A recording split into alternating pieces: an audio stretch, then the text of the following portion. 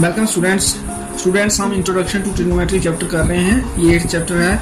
आज हम एक्सरसाइज 8.1 को क्वेश्चन नंबर 5 और क्वेश्चन नंबर 6 करेंगे। क्वेश्चन नंबर 5 है given sec theta equal to 13.12 calculate all other trigonometric ratios. sec theta given है, बाकी सारी ट्रिग्नोमेट्रिक रेशियोज हमें फाइंड करनी है। That is sine, cos, tan, cosec और cot, ये हमने फाइंड करनी है। तो हमारे पास sec थीटा है 13.12। sec थीटा होता है, जहां से हम देख सकते हैं h/v। तो h/v equal to 13.12। It means h equal to 13 units and v equal to 12 units. तो ये हमने राइट ट्रायंगल बना ली जिसमें बेस 12 यूनिट्स और हाइपोटेन्यूज 13 यूनिट्स। फिर हम ये परपेंडिकुलर फाइंड कर लेंगे by Pythagoras theorem in triangle ABC। Base angle theta है इसमें। Hypotenuse square equal to perpendicular square plus base square.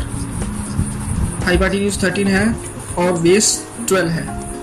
13 का स्क्वायर 169, 12 का स्क्वायर 144।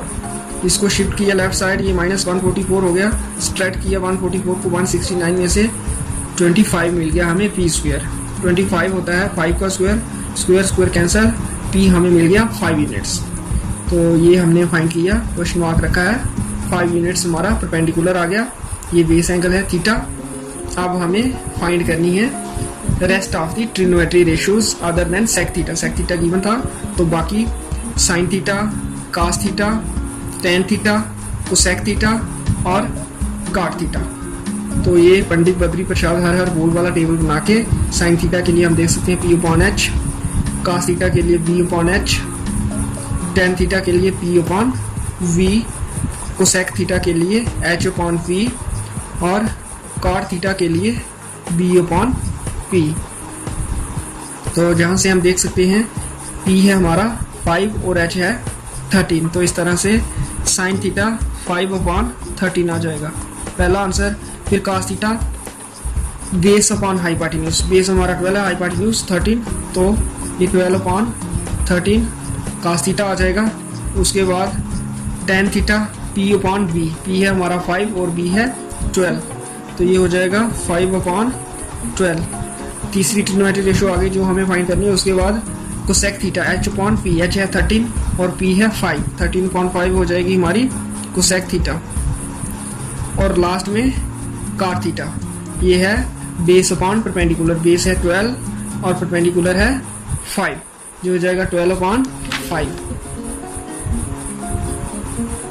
इस तरह से ये 5 ट्रिग्नोमेट्रिक रेशियोज हमने फाइंड कर ली।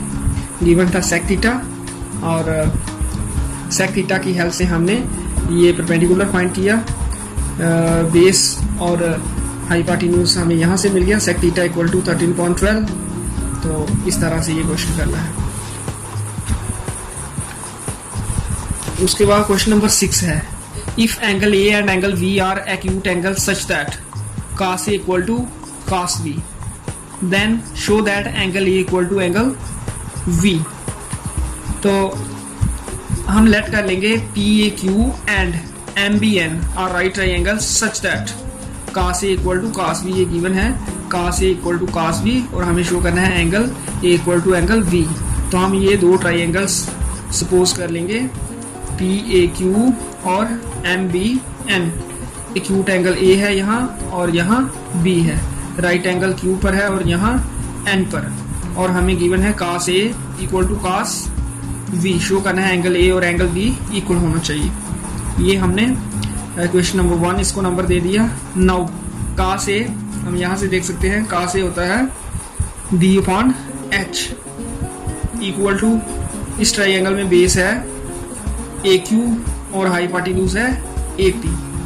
फिर cos B, cos का फॉर्मूला B/h, इस ट्रायंगल में बेस है हमारा VN और हाइपोटेन्यूज है VM। सेकंड क्वेश्चन और थर्ड क्वेश्चन ये हो जाएगी फ्रॉम 1, 2 एंड 3। इन 3 क्वेश्चंस में से हमें क्या मिल जाएगा, cos A इक्वल है cos B के, और cos A है AQ/AP और cos B है VN/BM। तो हमें क्या मिल जाएगा, AQ/AP इक्वल टू VN/BM। ये क्वेश्चन हमें मिल जाएगी फ्रॉम 1, 2 एंड 3। उसके बाद हम इस BN को शिफ्ट करेंगे लेफ्ट साइड में, तो ये डिनोमिनेटर में आ जाएगा। AP को राइट साइड में शिफ्ट करेंगे तो ये न्यूमरेटर में, VN इधर आ जाएगा, AP इधर चला जाएगा। बाकी AQ और Vm अपनी जगह पे रहे। इसका हम नंबर 4 देंगे और साथ में मान लेंगे कि ये दोनों रेशोज जो इक्वल हैं, इक्वल टू के। हमने सपोज किया कि ये रेशोज इक्वल टू के हैं। क्वेश्चन नंबर 4 है ये। उसके बाद हमने नई बात शुरू करनी है, P Q upon M N find करना है, क्योंकि हमारे पास ये दो रेशोज आ गई हैं, a q upon b n equal to a p upon b m यहाँ। तो हम अब p Q upon M N find करेंगे, p Q upon M n. अगर ये तीनों रेशोज इक्वल हो जाएंगी तो ये ट्राइंगल्स सिमिलर हो जाएंगी। अगर ट्राइंगल सिमिलर हो जाएंगी तो ये कारस्पॉन्डिंग एंगल्स इक्वल हो जाएंगे। तो ये जो रेशो है P Q upon M N, ये भी हमने कोशिश करनी है के इक्वल करने की। तो P Q by Pythagoras theorem, P Q यहाँ क्या है, परपेंडिकुलर है।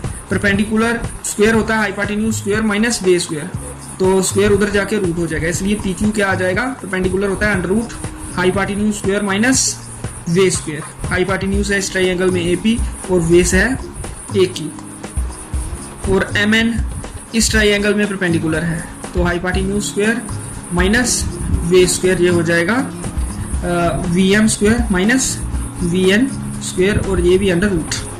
उसके बाद हमने ए पी की वैल्यू यहाँ से फाइंड करनी है।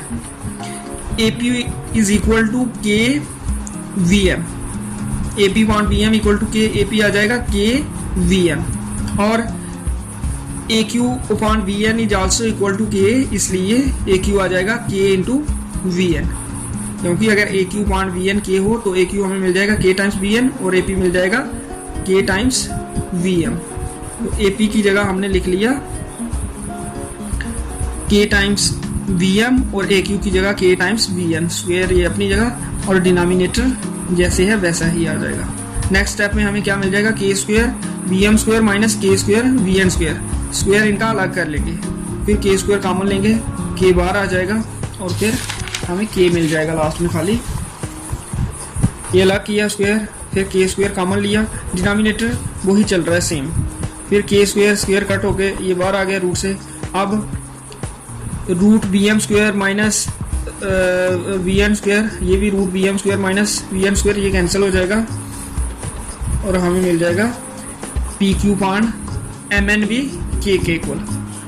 तो इस तरह से फ्रॉम 4 and 5, क्वेश्चन नंबर 4 और 5 को अगर हम देखें तो 4 में a q upon v n equal to a p upon v n v m equal to k है, और 5 में p Q upon M n equal to k, मतलब ये तीनों रेशोज के इक्वल हैं, तो ये तीनों रेशोज इक्वल हो गई from 4 and 5। Therefore triangle P A Q is similar to triangle M B N, because ये तीनों रेशोज इक्वल आ गए, it means corresponding sides are proportional of these two triangles. और अगर कॉरस्पॉन्डिंग साइड्स प्रोपोर्शनल हों तो वो ट्राइंगल्स सिमिलर होती हैं बाई ट्रिपल एस रूल।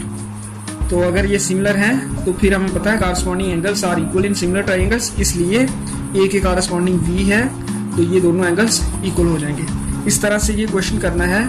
ये क्वेश्चन ज्योमेट्री का क्वेश्चन है, बाकी सारे क्वेश्चन यहाँ न्यूमेरिकल टाइप हैं, तो ये थ्योरेटिकल है, प्रूव करना था angle A equal to angle B.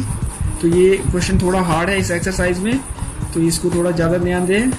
आज के लिए इतना ही, नेक्स्ट क्वेश्चन मैं कल करूँगा।